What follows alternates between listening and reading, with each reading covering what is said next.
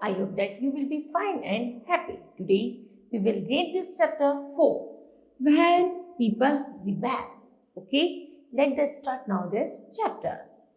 In the 100 years from 7057 CE to 8057 CE, यहाँ पर लगभग 100 साल पहले जब शताब्दी शुरू हुई थी, उसके अनुसार जब मनुष्य में एक रिबेल, एक क्रांति की भावना जागृत हुई थी और हमारा देश आजादी की तरफ दौड़ा था, तब लोगों ने there was an extension of the political power of the British, तब अंग्रेज भारतीयों ने अंग्रेजों के विरुद्ध एक न्याय करना शुरू किया, which increase the economic exploitations of the भारतीयर्स।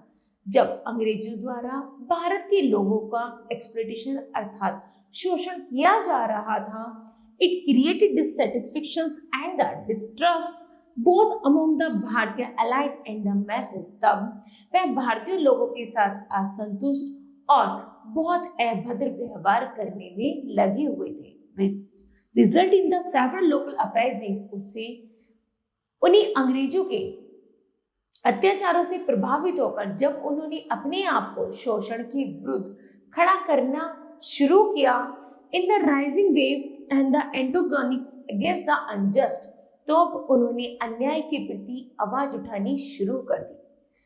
एक्सप्लॉइटिव and the opposite British rule occurred the mightiest of all the revolts in 1857। तब उन्होंने 1857 की क्रांति शुरू की जो अंग्रेजों के खिलाफ थी, अर्थात अंग्रेजों के विरुद्ध थी। Which shook very foundation of the British rule. It also referred to as the First War of the Independence or the Great Revolt of 1857। सबसे पहले उन्होंने आजादी के लिए प्रथम लड़ाई लड़ी, जिसे महान वॉर का नाम दिया ग्रेट वॉर ऑफ 1857, जिसमें अंग्रेजों के विरुद्ध उन्होंने भारतीयों ने आवाज उठाई और अंग्रेजों के अन्याय को, अनजस्टिस को, अनसेटिस्फेक्शन को खत्म करना शुरू किया। Okay, while the British historians called it the sepoy mutiny, और इसको उन्होंने सबसे पहले सिपाही म्यूटिनिटी का नाम दिया। ओके, नेक्स्ट है cause of the revolt.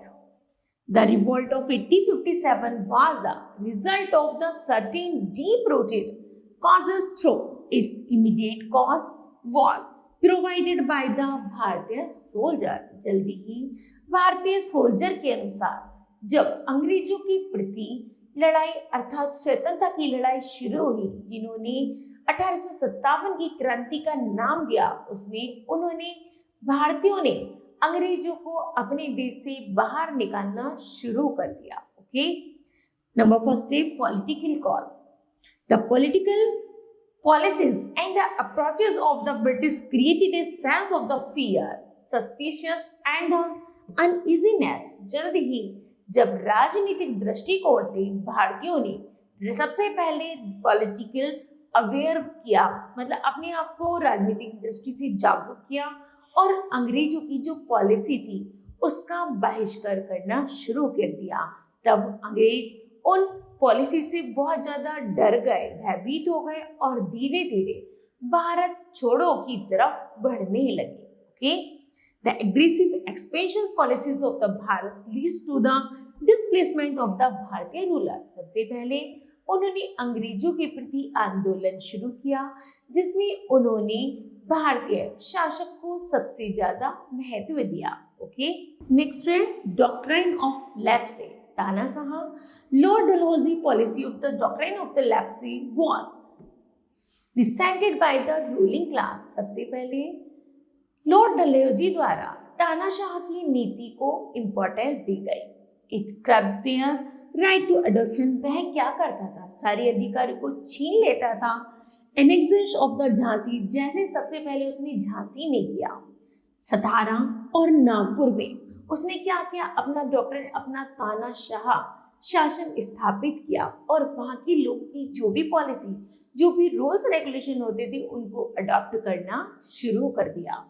This annexations transform the courageous Rani of Jhansi into a staunch enemy of the British. केवल झांसी में एकमात्र झांसी की रानी थी जिसने अंग्रेजों के विरुद्ध आंदोलन किया और वीरता पूर्वक लड़ती रही। ओके, नेक्स्ट है Nana Sahib. Nana Sahib was the adoptive son of the Peshwa Bajirao द्वितीय। However, the British government denied him pensions after the death of Bajirao. जो नाना साहब थे वो पेशेवर बाजीराव सेकंड के द्वितीय के गोद लिए हुए पुत्र थे, है ना। और उन्होंने बाजीराव की मृत्यु के बाद सिंहासन संभाला और पूरी तरह से he became one of the important leader of the revolt और क्रांतिकारियों के आंदोलन के साथ जुड़ गए और प्रमुख नेता बने। ओके, नेक्स्ट है third treatment to the Mughal emperor. The British illiterated the last Mughal emperor Bahadur Shah second. ब्रिटिशों ने, अंग्रेजों ने मुगल शासक जो अंतिम मुगल शासक था बहादुर शाह सेकंड, उसके प्रति भी लड़ाई करनी शुरू कर दी। He lived in Delhi as a pensioner of the British। यहाँ तक कि वे अंग्रेजों का एक कैदी बनकर दिल्ली में रह रहा था। His name was struck off from the coins and he was ordered to the vacate the Red Fort at Delhi। उसे जल्दी ही जो अंग्रेजों का अंतिम शासक था उसका सिक्कों से भी जो मुद्रा ढलाई जाती थी उसके ऊपर से उसका नाम हटा दिया गया और उसे दिल्ली लाल किले में बंद कर दिया गया। And move the place near the Qutub Minar, और पास की ही रेड फोर्ट के पास कुतुब मीनार में उसको रखा गया। On the outskirts of the Delhi it was also announced that after Bahadur Shah second the Mughal शासक would have to announce the title of emperor. और जल्दी ही बहादुर शाह जफर को जब बंद कर दिया गया तो पूरी दिल्ली में स्ट्रिक्ट कानून फैला दिया गया कि कोई भी बहादुर शाह जफर से नहीं मिलेगा और अब बहादुर शाह जफर वहां के राजा नहीं है। सच humiliating acts was a great blow of the dignity and the turned the भारतीय रूल्स अगेंस्ट द ब्रिटिश। जल्दी ही जब भारतीयों ने उसके बारे में सुना तो भारतीयों ने एक साथ एक ग्रुप होकर अंग्रेजों के प्रति रिवॉल्ट अर्थात क्रांति करनी शुरू कर दी। ओके, नेक्स्ट है annexations of Awadh. Awadh was annexed by the British government on the pretext of maladministration। यहाँ तक कि अवध जो था वो एक प्रशासनिक सेवाओं से संबंधित क्षेत्र था जिस पर अंग्रेजों का बहुत प्रमुख शासन था। This angered the people। The Nawab of Awadh were allies of the British। यहाँ तक कि जो अवध का नवाब था वो जैसे ही अंग्रेजों से मिला तो उसने अंग्रेजों के साथ संधि कर ली और अपना साम्राज्य और अपनी जो रूल्स रेवोल्यूशन थी वो अंग्रेजों के साथ शेयर करने शुरू कर दिए। लेकिन the last nawab was exiled to the Calcutta, और जल्दी ही अंग्रेजों ने उसको भी अपने साम्राज्य में स्थापित कर लिया और उसे भी देश से बाहर निकाल दिया। तब अंग्रेजों ने जो लास्ट नवाब था अवध का उसे अंग्रेजों द्वारा बाहर कर दिया गया, तब वह कोलकाता पहुंच गया। ओके, नेक्स्ट है fear and the insecurity among Bharatiya rulers. The British should scant respect for the Bharatiya rulers. जब भारतीयों में क्रांति की भावना शुरू हुई, जो उन्होंने कानून बनाए उससे अंग्रेजों में एक डर की स्थिति उत्पन्न हो गई। They had no hesitation in the breaking the past treaties। यहाँ तक कि उनके पास, भारतीयों के पास ऐसी कोई हेजिटेशन नहीं थी जिससे वो अंग्रेजों को रूल्स को फॉलो कर सके। That had been signed with the Bharatiya's treaties was broken wherever it suited them to do so। यहाँ तक कि भारतीयों ने उन कायदे कानून को अपनाया जो उनको सुटेबल लगा, अन्य उन्होंने अंग्रेजों के बनाए हुए कानूनों को तोड़ डाला। This created a sense of the fear and insecurity among the भारतीय रूलर, और जल्दी ही अंग्रेज शासक उस रिवॉल्ट से थर-थर कांपने लगे और उन्होंने उसके प्रति और जल्दी ही भारतीयों ने अपना शासन जमाना शुरू कर दिया था। believe that the British would anytime annex their state. अब केवल भारतीयों का एक मोटिव था कि अंग्रेजों को अपने स्टेट से बाहर करना है. ओके, नेक्स्ट है economic causes. The British utilized their political power for exploiting the economic resources and wealth of Bharat for the benefit of Britain. जिस तरह अंग्रेजी सेना की जो उपयोगिता थी वो थी पॉलिटिकल पावर और इकोनॉमिक पावर. जब धीरे धीरे उनकी राजनीति और आर्थिक स्थिति बिगड़ती जा रही थी और भारतीय लोग अपना शासन जमाना शुरू कर रहे थे, उन्होंने ऐसे कुछ कायदे कानून भी अपनाए जो उन्होंने ब्रिटेन से लिए थे, उस पर फॉलो करना शुरू कर दिया. लेकिन भारतीयों ने उन कायदे कानून को भी तोड़कर अंग्रेजों को जबरन तरीके से, जिस तरह अंग्रेजों ने भारतीयों पर कब्जा जमाया था, अब भारतीय लोग क्रांतिकारी आंदोलन के तहत अंग्रेजों पर अपना कब्जा जमाने लगे थे. This created widespread discontentment among all sections of Bharatiya society. और जल्दी ही उन्हें भारतीय सोसाइटी से बाहर करना पड़ा. अर्थात भारतीयों ने अंग्रेजों को भारतीय सोसाइटी से बाहर कर दिया. ओके, नेक्स्ट है land revenue policy.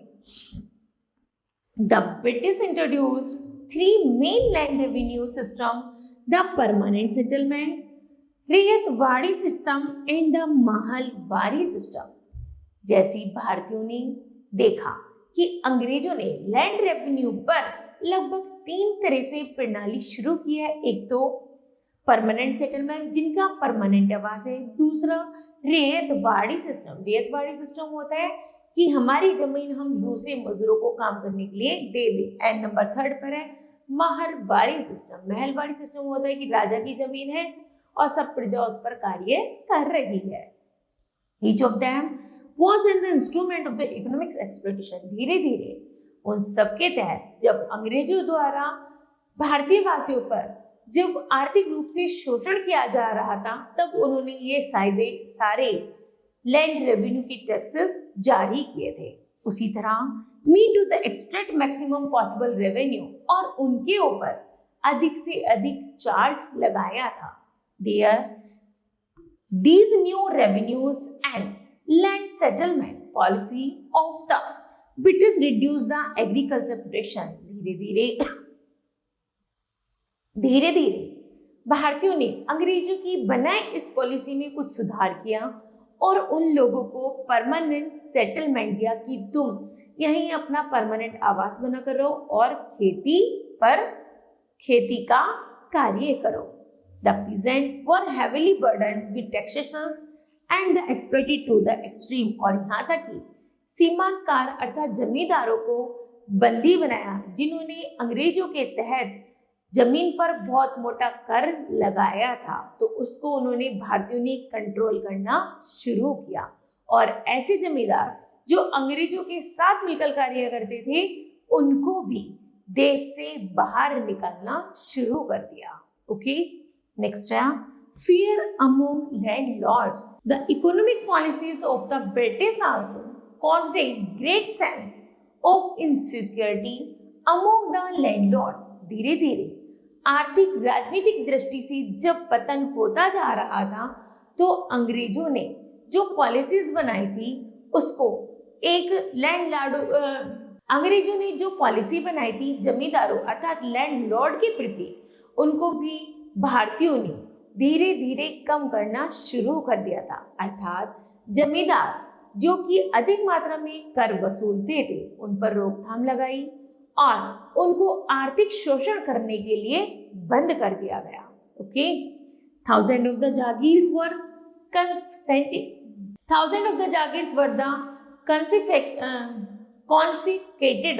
confiscated during the reign of the Lord Banting and the Lord Dalhousie. जिस तरह आर्थिक शोषण जब भारतीयों का किया जा रहा था, तो लॉर्ड बैंटिंग ने और लॉर्ड डलहौजी ने जो अब भारतीयों पर शोषण कार्य शुरू किया था, उसको जल्दी ही when they were unable to produce return title deeds of the ownership, तो जल्दी ही भारतीयों ने उस पर अपना अधिकार जमा लिया, ऑनरशिप, अपना निजी स्वामित्व कर लिया और उस कानून को खत्म करने में लग गए। When the British annexed Awadh, जल्दी ही अंग्रेजों को अवध से बाहर कर दिया गया। It confiscated and the lands of the several zamindars and the taluqdars, यहाँ तक कि जल्दी ही जमींदार और तालुकदारों से बीच में संधि करा दी और भारतीयों के प्रति जो उन्होंने कर ज्यादा लगाया था उस पर नियंत्रण करना शुरू किया। As a result, these people rose in the revolt against the British, और उसमें उस क्रांतिकारी के दौरान बहुत सारे भारतीय लोग अंग्रेजों के इस आंदोलन के साथ जुट गए कि अंग्रेजों को अब हमें भगाना है। ओके, नेक्स्ट है destruction of the traditional handicrafts. The trade interest of the British results in a destruction of a traditional handicrafts industries of the Bharat. जैसे जैसे भारत में ट्रेडिशनल हैंडीक्राफ्ट्स का चलन चलता आ रहा है और जब अंग्रेजों ने उसको बाध्य किया, उस पर रोकथाम लगा दी थी, तब भारतीयों का जैसे जैसे आंदोलन शुरू हुआ अंग्रेजों के प्रति, वैसे वैसे the Bharatiya weavers and the craftsman were forced to work according to the desire of the company। जल्दी ही वीवर्स ने और क्राफ्ट्समैन ने अपने कार्यों को दोबारा करना शुरू कर दिया according to company. In return they received very little remuneration, यदि उन्हें पुनः उस कार्य को जब शुरू किया गया, strong resentment build up among the artisans. Nothing was done by the British to promote modern industry, बल्कि उन्होंने अंग्रेजों से संबंधित कार्यों को ना करके अपनी इच्छा के अनुसार कार्य करने का दोबारा पुनः आगमन किया और जितने भी काश्तकार और जितने भी वीवर जुलाहा थे सभी ने अपने लिटिल छोटे छोटे उद्योग धंधों को करना शुरू कर दिया। ओके, नेक्स्ट है large scale unemployment. The annexions of the Bharatiya state also created unemployment and economics misery to a large number of the people। जिस तरह भारतीयों पर अंग्रेजों का जब शासन हुआ था तो बहुत अधिक मात्रा में लोग बेरोजगार हो गए थे, क्योंकि अंग्रेज लोग भारतीयों को केवल दास बनाना चाहते थे, उनसे कोई ऐसा कार्य नहीं कराना चाहते थे जिससे वो अपनी आर्थिक स्थिति को सुधार सके। These cuts provided employment and the patronage to several court officials। जल्दी ही भारतीयों ने अपना साम्राज्य स्थापित करने के लिए इकोनॉमिक कंडीशन को सुधार करना शुरू किया, बल्कि उन्होंने जो लोग बेरोजगार थे उसको दरबार में, कंपनियों में काम करने का मौका मिला। Their subordinates, poets, craftsmen etc, उनमें से कुछ कैसे थे सहयोगी थे, कुछ कवि थे और कुछ क्राफ्ट्समैन थे, सभी ने अपना अपना कार्य करना शुरू कर दिया। For example, when Awadh was annexed, the administration was replaced by company administration, resulting in many of these people becoming unemployed। जो लोग अब बेरोजगार थे उन्हें रोजगार की एक नई उपलब्धि उनके सामने प्रदान कराई गई थी। ओके, नेक्स्ट है social and the religious causes। The establishment of the British rule in Bharat was accompanied by the spread of the Western culture। जिस तरह भारत में अंग्रेजी शासन होने के कारण वेस्टर्न कल्चर, पश्चिमी सभ्यता का बोलबाला था, तो उन्होंने भारतीयों ने देखा कि अब हमें भारतीय सभ्यता को खत्म कर पश्चिमी सभ्यता को खत्म करके अपनी भारतीय सभ्यता का आगमन करना है। That's why Bharatiya became apprehensive and alarmed regarding the intentions to the British concerning their religion। जल्दी उन्होंने धर्म और संस्कृति और सामाजिक रूप से उन्होंने भारतीय संस्कृति का उद्गम किया और वेस्टर्न कल्चर को भारत से हटाने में लग गए। ओके, नेक्स्ट है activities of the Christian missionary. Christian missionary came to the Bharat in large number. Christian लोग भी भारत में एक बहुत बड़ी संख्या में आकर बसे थे। They tempted Bharatiyans with money, उन्होंने भी भारतीय पैसों को लूटना शुरू किया। Jobs and the honour for accepting Christianity, और उनका केवल यही कार्य था कि मुख्य रूप से जो लोग थे उनको क्रिश्चियन बनाना। Some of the missionary ridiculous the religious belief, क्योंकि उनकी ऐसी धारणा थी कि उनका जो धर्म है वो सबसे ज्यादा महत्वपूर्ण और ग्रेट धर्मों में से एक है। And the practice of the Hindus and the Muslim in their efforts to convert people to their faith, और चाहे वो लोग हिंदू हो चाहे मुस्लिम हो, उन्हें अपने फेथ, अपने जाल में फंसाना और उन्हें बहुत सारे लोगों को क्रिश्चियन बनाना उनका ऐसा उद्देश्य था। This hurt the religious sentiment, उससे बहुत सारे धर्म प्रभावित हुए।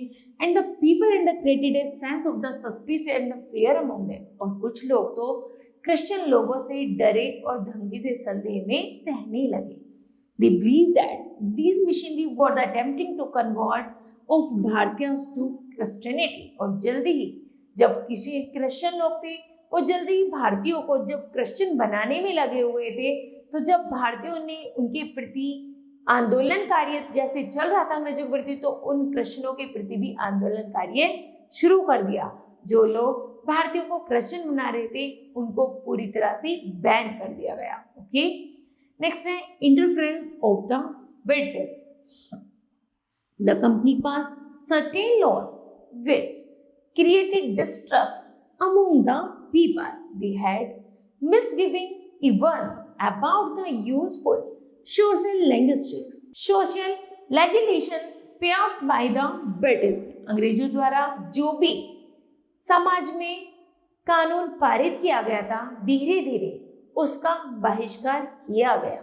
The passing of the laws such as the abolition of sati, female infanticide, and the encouragement of the widow remarriage was deep resentment among the orthodox section of the भारतीय society. यहाँ तक कि उन्होंने भारतीय समाज में जो भी बुराइयां थी, जैसे widow remarriage, female infanticides and the sati प्रथा आदि, इन सब चीजों का जैसे जैसे भारत में अंत हुआ, वैसे वैसे ही they interpreted these measures as the deliberate attempts by the British, तो उन्होंने अंग्रेजी कानूनों को भी तोड़ना शुरू कर दिया।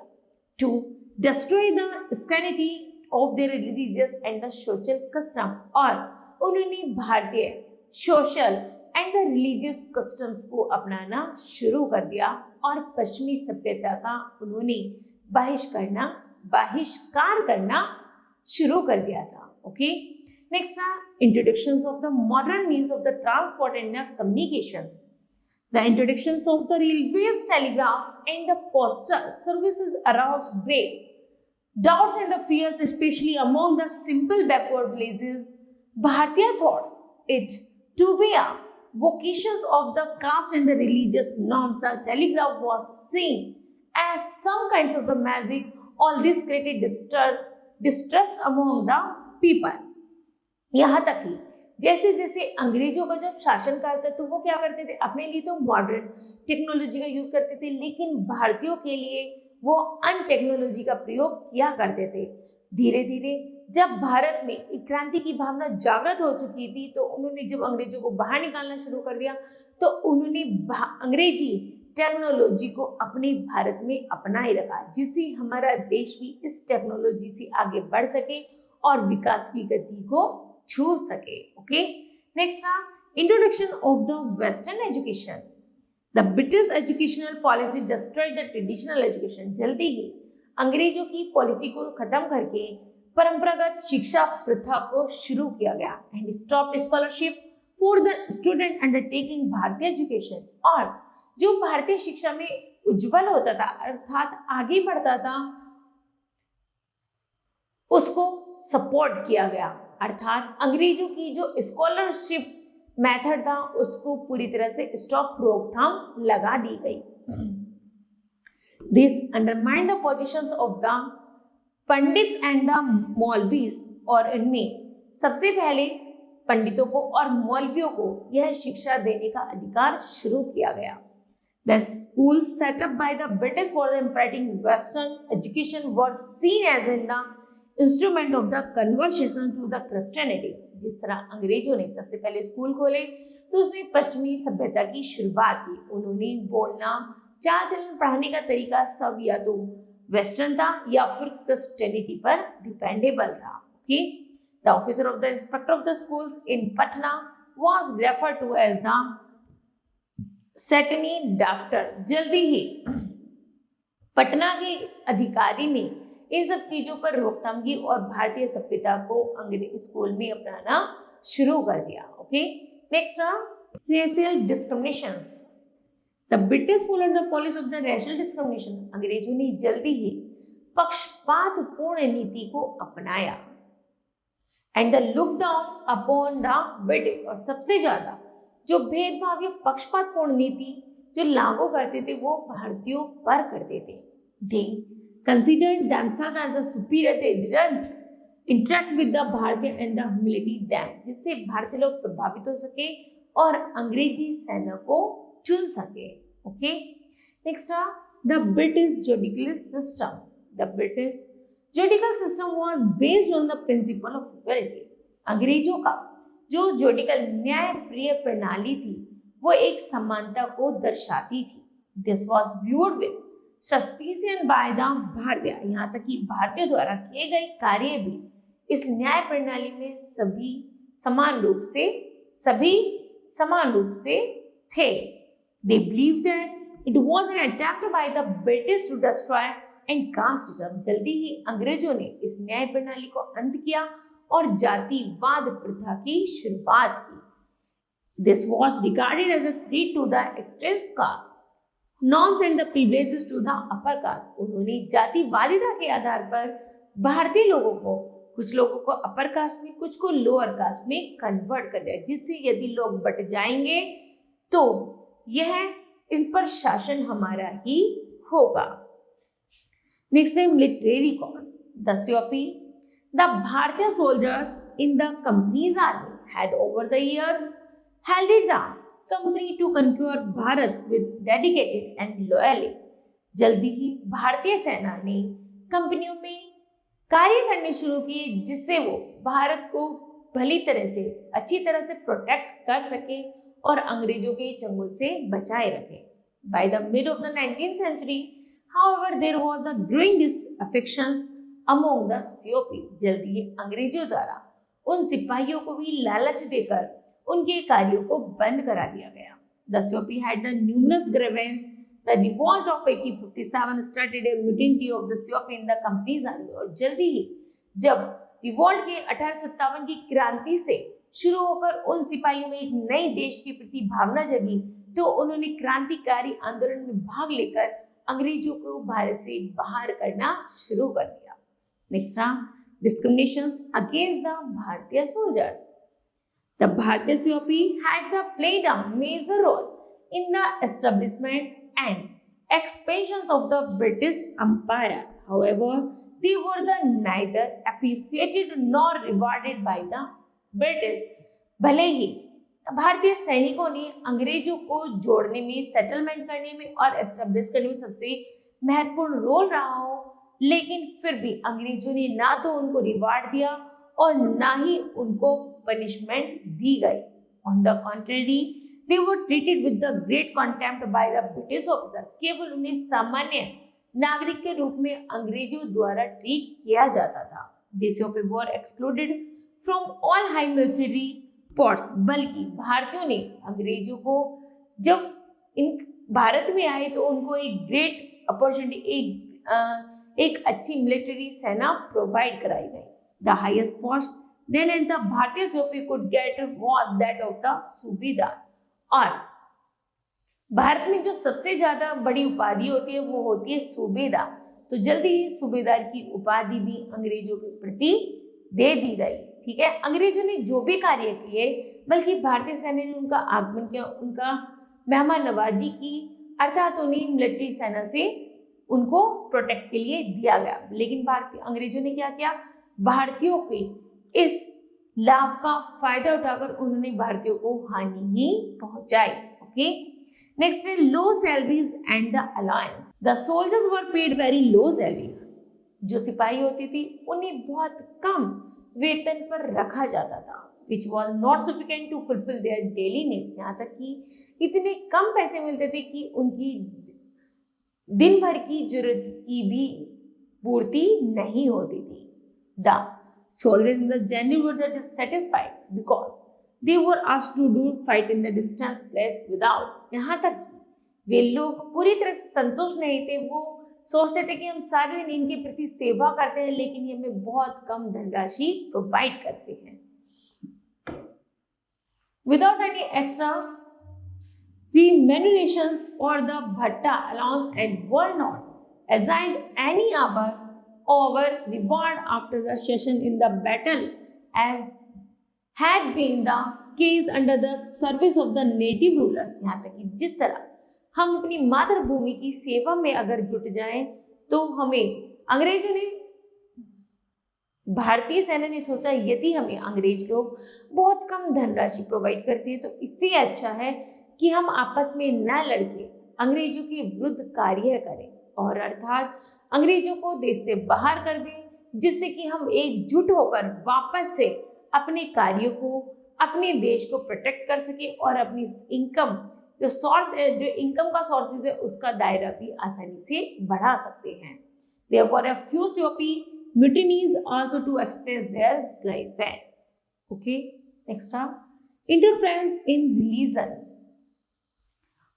All the Sikh and the Muslim soldiers were assured that they would not be asked to remove their breed on hair। यहाँ तक कि जो सिख और मुस्लिम सिपाही थे वो पूरी तरह से नहीं जानते थे कि इनको जड़ से कैसे हटाया जा सकता है। By later on, order were passed by removing them। जब जैसे उन्हें ऑर्डर मिला कि इनको हटा दिया जाए and those who refused to obey the orders were dismissed। कुछ सिपाहियों ने तो उस आदेश का पालन किया और कुछ ने उसको डिसमिस कर दिया। The soldiers shared the feeling with the civilians and the British were bent upon destroying their region। तब सिपाहियों ने एक साथ मिलकर सोचा यदि हम सारे मिलकर एक साथ रिबेल करेंगे तो अंग्रेजी सेना को हमारे सामने झुकना ही पड़ेगा। ओके, नेक्स्ट ना, growth of the suspicious due to the overseas assignments. In September 1856, a general order was passed which made it compulsory for all the new recruits of the army to take an oath that they would go for fighting any place where the required। जैसे जैसे समय और युग का परिवर्तन होता जाता है, सितंबर 1856 में क्या हुआ कि जो कुछ लोग थे, कुछ सैनिकों को तो उन्होंने कंपलसरी कर रखा था जो उनकी चापलूसी करते थे और कुछ को उन्होंने दास बना रखा था। तो धीरे धीरे सितंबर 1856 में जैसे क्रांति का उद्गम होना शुरू हुआ तो सबको इक्वलिटी मान लिया गया। This hurt the sentiments of the Hindus because they believed the overseas trouble would lead to the loss of caste। यहाँ तक कि जैसे उन्होंने हिंदू धर्म को कास्ट में डिवाइड कर दिया गया, जाति प्रथा के अनुसार बांट दिया था, ये अलग धर्म के, तुम अलग धर्म के हो। जब उन दोनों के बीच मतभेद होना शुरू हुआ तब अंग्रेजों ने उन पर शासन करना शुरू कर दिया था और जैसे जैसे जब क्रांति की भावना जागी तो उन्होंने सबसे पहले कास्ट सिस्टम को खत्म किया। The order confirm their suspicious toward the intention of the British, और ब्रिटिश सरकार की जो इंटेंशन थी उसको रिमूव किया और सभी भारतीयों ने एकजुट होकर उनके प्रति क्या करना, आंदोलन करना शुरू कर दिया। नेक्स्ट है annextions of Awadh। The soldiers of the Bengal army mostly belonged to the Awadh। They feel indignant when Awadh was annexed to the British territory। On the other hand, after the annextions of the Awadh, as the Nawab's army was disbanded, the soldiers lost their means of livelihood and their bitterness against the British increased। Okay. Next, immediate cause of the revolt। Against the backdrop of the seething discontent among different sections of the society, there was aroused the episode of the Grease Cartry Rise। जैसे जैसे क्रांति का दौर शुरू होता है वैसे वैसे जो हमारे समाज में जो भी बुराइयां थी उनको हटा करके सबने एकजुट होकर क्रांति में भाग लेना शुरू कर दिया, अर्थात क्रांति का उद्गम शुरू हो गया। In 56, the new infantry rifles were introduced in the company army. While loading the rifle, कि कैसे कब राइफल को लोड किया जाता है, the grills covering the cartridge और यह कारतूस कितनी दूर तक जा सकता है, head to the bitter no. In the January 1857, a rumor started at the Dum Dum cantonment in Calcutta that the cartridges were geese with cow fat and the pig lard. सबसे पहले उन्होंने देखा कैलकाटा में जो ये कारतूस बनाए जा रहे थे मुख्य रूप से उनको सीज किया गया क्योंकि वो जो कारतूस थे कारतूसों के ऊपर गाय और सुअर की चर्बी से उनकी खाल से यह कारतूस बनाए जा रहे थे. तो सबसे पहले भारतीयों ने जब देखा जो अंग्रेजी सेना है वो हमारी गायों से और हमारे सुअरों से क्या कर रही है, चर्बी से कारतूस बना रही है, तो उसको बैन किया गया. The rumour spread like the world like among the Hindu and the मुस्लिम. जो भी हिंदू और मुस्लिम सिपाही थे जब वो एक हो गए, they were the convinced that the government was deliberately trying to the defile their religion. और अपने धर्म के प्रति जागरूक होकर उन्होंने अंग्रेजी कार्य को मना कर दिया गया. A wave of the indications and the anger swept through all the military stations. They protested against the use of the beast cartridges और इस चर्बी युक्त cartridges को पूरी तरह से बैन कर दिया गया. However, the British government paid no need to their protect and the punished those who refused to obey their order. यहाँ तक कि अंग्रेजी सेना को यह भी बाध्य किया गया यदि तुमने ये कारतूस बनाने बंद नहीं किए गए तो तुमको पनिशमेंट दी जाएगी. तो सभी इन कार्टराइज कंपनीज को बंद कर दिया गया. When the soldiers of the 19th regiment refused to use the geese cartridges, जब 19वीं शताब्दी में एक भारतीय सैनिक के पास यह कार्टराइज आया तो उसने उसे चलाने से मना कर दिया. Their leader was punished and the resignment and the disbanded. तो सिपाही को जल्दी ही उसको रिजाइन दिलवाया गया और उसको बंद कर दिया गया. On the 29 March 1857 at the barrack for Mangal Pandey of the 34th regiment fired at his sergeant major and asked the comrades to revolt against the British in the defense of their caste and the region. जल्दी ही मंगल पांडे ने ब्रैकपॉर में 1857 की क्रांति में 1857वीं शताब्दी में सबसे पहले अंग्रेजों के प्रति युद्ध करना अर्थात रिवॉल्ट करना शुरू किया और उन्होंने ऐसे कटरेज जो गायों की चर्बी से बने थे उन पर पूरी तरह से बैन करवा दिया गया और जो उनका कहना नहीं मानता था उसको पनिश भी दिया जाने लगा. 34th regiment was then disbanded in the eyes of his fellow COP. Mangal Pandey was not a repair. यहाँ तक कि जब भारतीय सेना के साथ अत्याचार किया जा रहा था इन कारतूसों को न चलाने के लिए तो जल्दी ही मंगल पांडे ने ऐसे बहुत सारे सिपाही लोगों से रिजाइन करवा दिया गया. देश में खलबली सी मच गई और मंगल पांडे का पहला क्रांति यहीं से शुरू हुई. Such individual protests were made by the soldiers in the Ambala and Lucknow also. The resignment at the Lucknow was also disbanded. Okay. Next now, outbreak and the separate of the revolt. सबसे पहले revolt शुरू हुआ मेरठ से. The sequence of the revolt started the Meerut. सबसे पहले जो क्रांतिकारी आंदोलन शुरू हुए थे वो मेरठ से शुरू हुए थे. 24 April 1857. 85 soldiers of the 3rd Cavalry Regiment at Meerut refused to use these cartridges. कम से कम 85 सैनिकों ने ऐसे कार्टरिज को चलाना मना कर दिया था जो गायों की चर्बी से बने थे. इसलिए उन्होंने एक साथ आकर रिजाइन दिया. They were punished. उनको दंड भी मिला. When 10 years of the rigorous imprisonment, यहाँ तक उन्हें 10 साल कैदी बनकर रहना पड़ा. 9th May, they were stripped of their uniforms and their disgraced publicity. यहाँ तक कि उन्होंने ग्रेसफुल तरीके से अपनी जो उनकी वर्दी थी उसको क्या करा, उस पर कोई आंच नहीं आने दी भले ही वो कैदी ही बनकर क्यों न रहे. The very next day on the 10th May, the entire regiment revolted.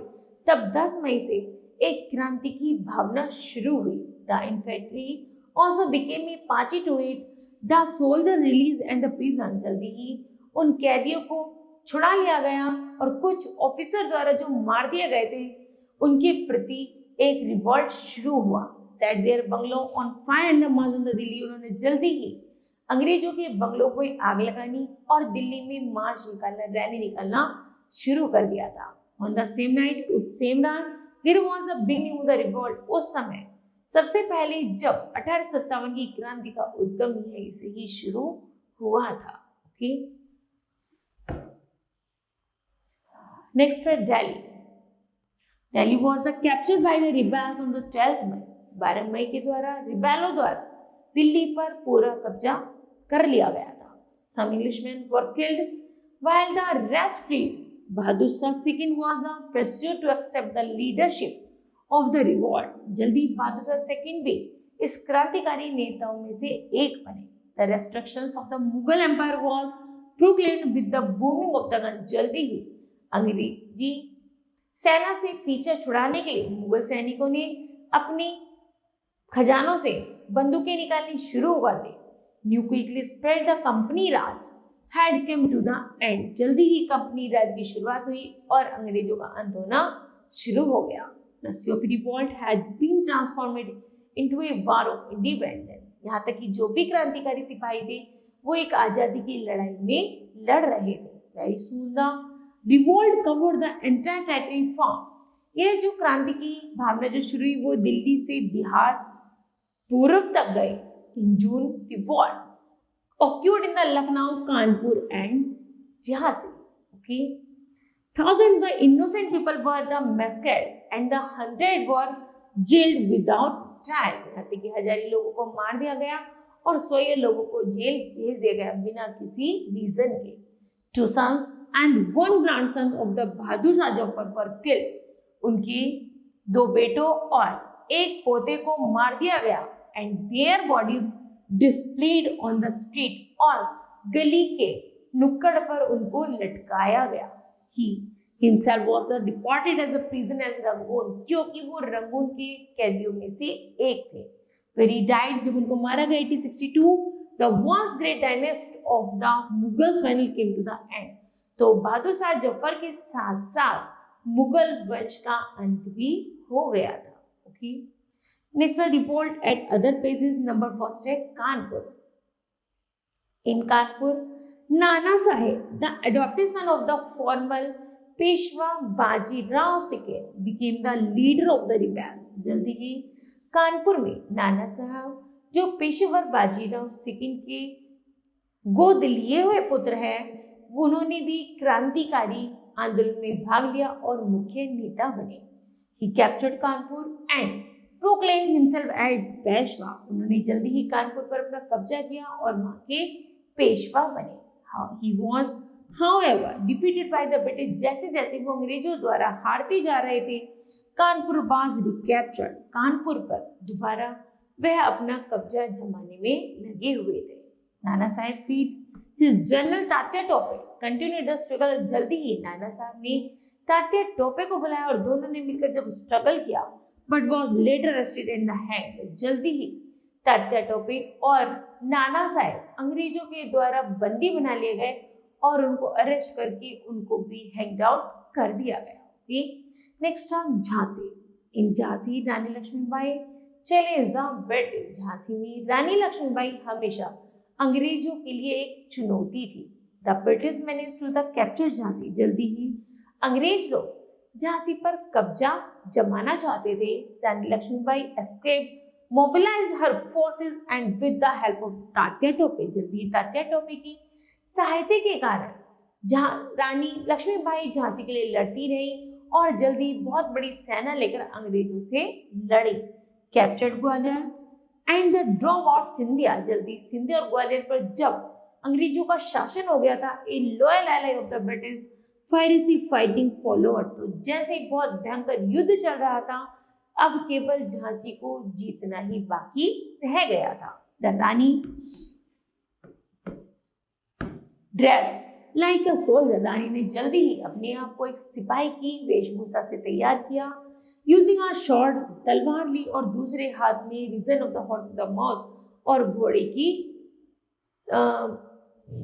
जिससे घोड़ा लीड होता है घोड़े की मतलब घोड़े को पकड़ने के लिए धागा पकड़ा and fought like a tigress, और एक शेरनी की तरह और एक चीते की तरह लड़ाई में बढ़ गई। The brave Rani died on the 18 जून, उस बहादुर रानी की मृत्यु 18 जून 1858 में हो गई। फाइटिंग टू वेरी एंड, जैसे जैसे उनको वीर गति की, जैसे जैसे लड़ाई का अंत हुआ, she symbolise courage in the bravery and the spirit of the freedom, जल्दी ही वो साहसी और बहादुरता के साथ लड़ती रही और अपने झांसी को उन्होंने आजाद करा दिया। जैसे जैसे लड़ाई का अंत हुआ तो रानी लक्ष्मीबाई की भी मृत्यु हो गई।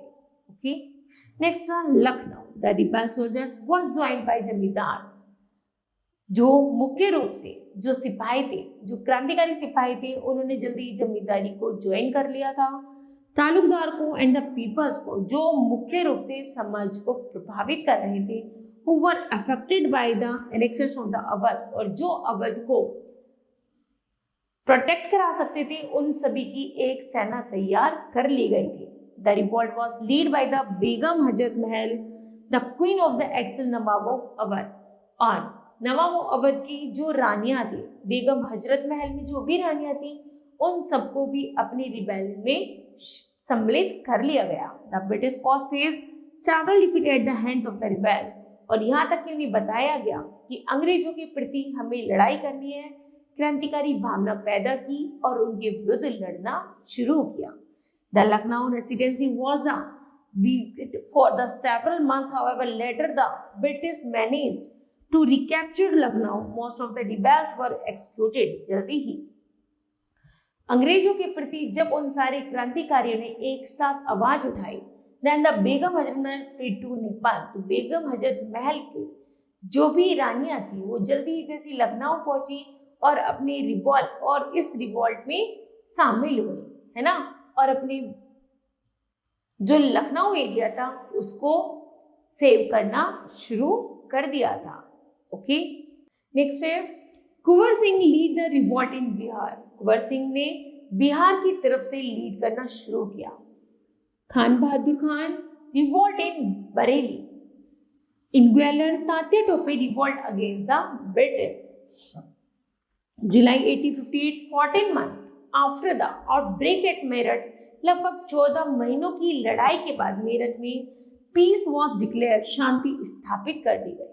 The revolt had been crushed, और जैसे जैसे क्रांतिकारियों के दौरान the British empire had survived, चारों तरफ जैसे अंग्रेजी शासन था उसको खत्म कर दिया गया। ओके, नेक्स्ट है फेलियर ऑफ द रिवॉल्ट, क्रांतिकारी आंदोलन का असफल होना। Revolt of 1857 was the first big challenge. 1857 की जो क्रांति थी वो अंग्रेजों की सामने पहली कड़ी चुनौती थी। It failed due to many reason, लेकिन ये फेल हो गई बहुत सारे कारणों से।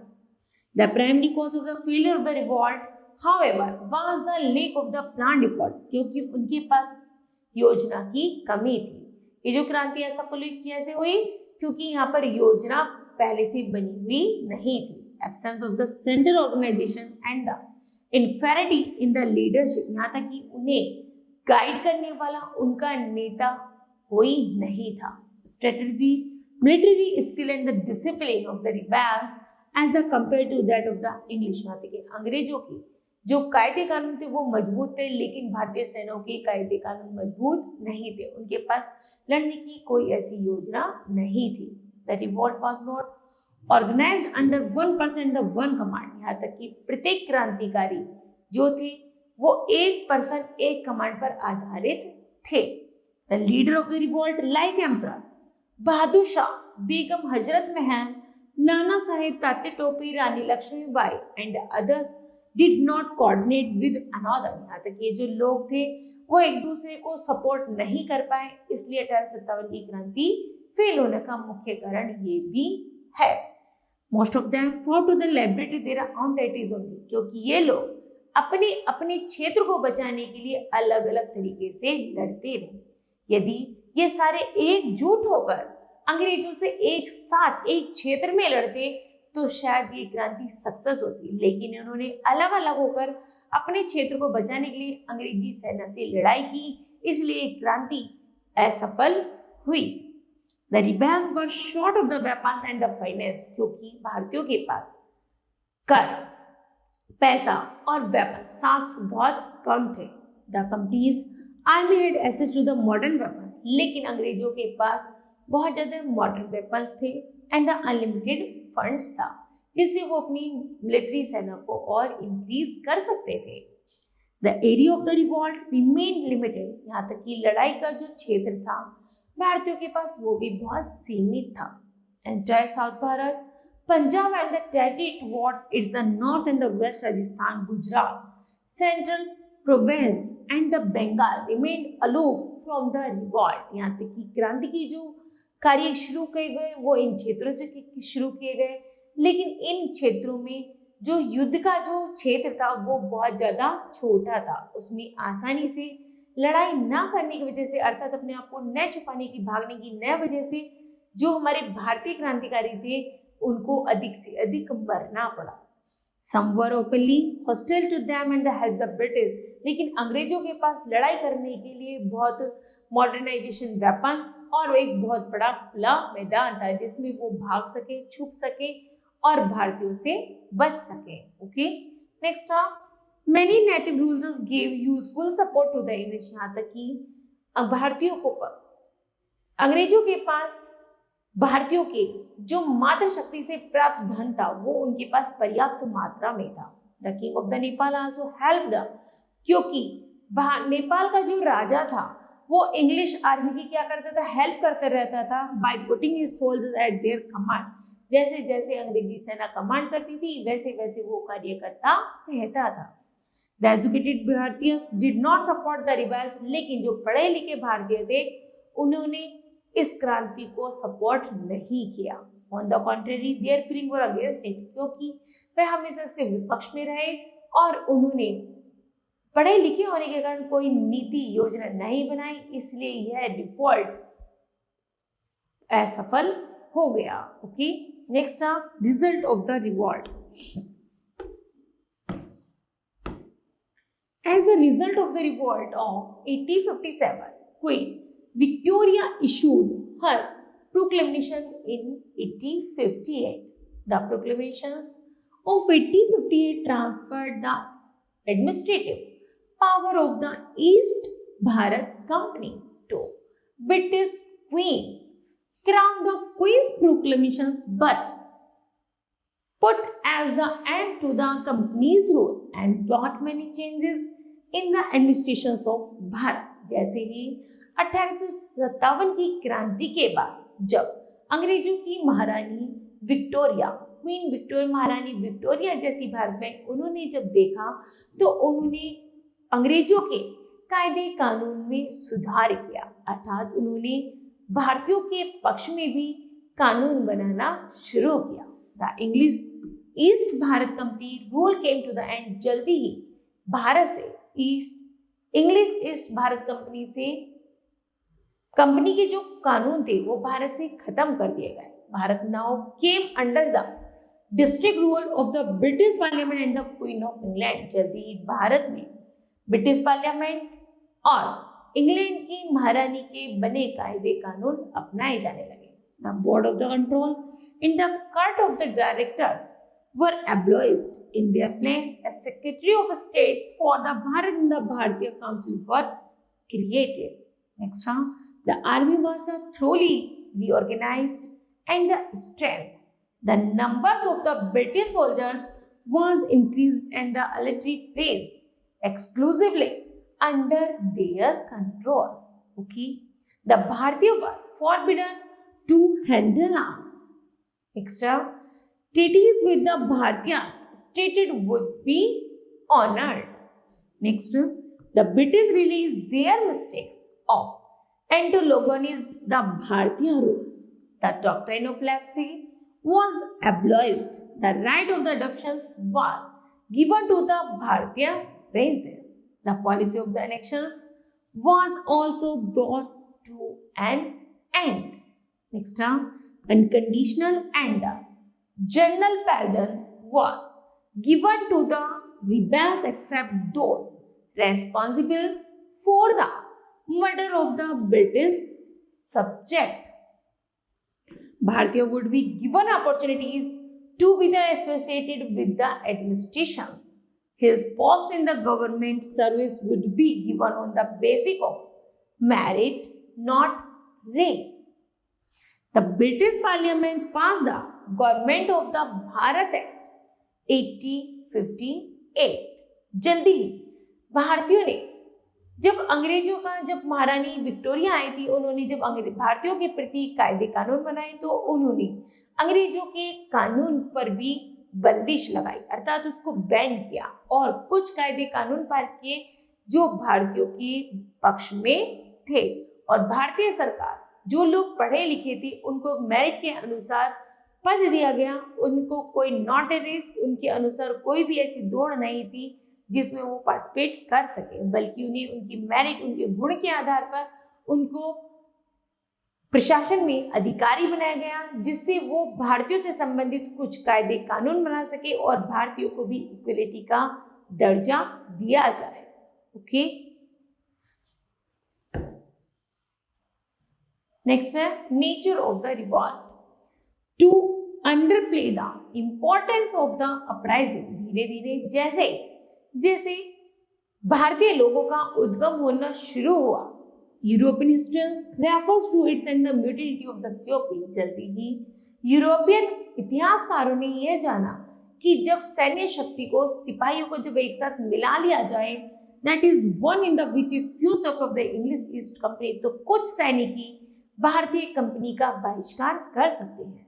The facts, however, suggest otherwise, and the modern Bharatiya historians have rejected the European points of view। और यूरोपियन की जो पॉइंट से इशारा करते हुए उन्होंने बताया कि उन्होंने जो कुछ ऐसे रूल थे जो भारतीयों के लिए भी थे, उनको उन्होंने अपनाया और उन्होंने जो भारतीयों के विपक्ष में थे उसको हटाना शुरू कर दिया। According to them, the revolt did begin as a mutiny by the COP। ये जो क्रांति शुरू हुई वो कुछ सैनिकों से शुरू हुई, but it was soon supported by people. और धीरे धीरे जब लोगों द्वारा इस क्रांति को सपोर्ट मिली from all the section of the society, तो समाज में रहने वाले लोगों के सहयोग के कारण in the some region the common people revolt much before the COP। तो उन सिपाहियों के साथ मिलकर जो आम जनता थी, उन्होंने भी आंदोलन में पार्टिसिपेट किया और भारत को एक नई दिशा की तरफ घुमा दिया। Those who joined the revolt had different reasons and the different motives, but they were all the united in their hatred of the British।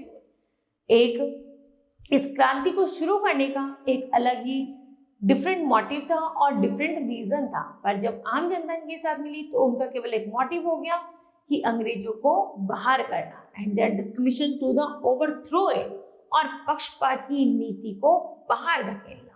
Next है, it had wide popular support of the various sections of society। people of the communities fought together। यहाँ तक कि उन्होंने, भारतीयों ने यह जाना कि जो अंग्रेजों ने हमें डिवाइड की नीति हमें दी थी, वो हमें खत्म करके एकजुट होकर सभी कास्ट को उन्होंने एक साथ किया, इस जातिवाद को खत्म किया, सभी लोग एक साथ मिली और अंग्रेजों के प्रति विरुद्ध युद्ध करना शुरू किया। Even the boatsmen of the Lucknow refused to carry British soldiers across the river। यहाँ तक कि लखनऊ में भी कुछ नाविकों ने अंग्रेजी सेना को नदी पार कराने से मना कर दिया, क्योंकि अब भारतीयों में एक क्रांति की भावना उत्पन्न हो गई थी। Next, the struggle created a strong bonding and a sense of the unity between the Hindu and the Muslim। जल्दी ही हिंदू मुस्लिम में, भारत में एक एकता जुड़ी और उन्होंने अंग्रेजों को साथ देना छोड़ दिया। They fought soldiers to the shoulder and the single battalion against a common enemy। यहाँ तक कि जो साधारण सैनिक था वो भी कंधे से कंधा मिलाकर अंग्रेजों के प्रति लड़ाई में सम्मिलित हुआ। Of the street estimated 1,50,000 people killed in revolt, 1 lakh were civilian। Hence the revolt was not a mutiny, it was the first large-scale popular uprising against various social, religious and the economic injustice of the foreign rule। जो भी विदेशी कायदे कानून से परेशान थे, धीरे धीरे सब लोग जब एकजुट हो गए तो उन्होंने इसका बहिष्कार करना शुरू कर दिया। It was the first large-scale expansion of a desire for freedom, और सभी लोगों ने एक साथ मिलकर आजादी के लिए लड़ाई लड़ी। From ruler foreign rules thus it would be more appropriate to describe the revolt, और जल्दी ही उस क्रांति की भावना से एप्रिशिएट मतलब आकर्षित होकर भारत फर्स्ट स्टेप, भारत ने पहला कदम आजादी के प्रति उठाया, और the first war of independence, और उन्होंने लड़ाई स्वतंत्र देश के लिए प्रथम लड़ाई लड़ी और अपने देश को स्वतंत्र करा लिया। Okay, then kids, this chapter will be completed. I hope that you understood well. Thank you. Have a nice day.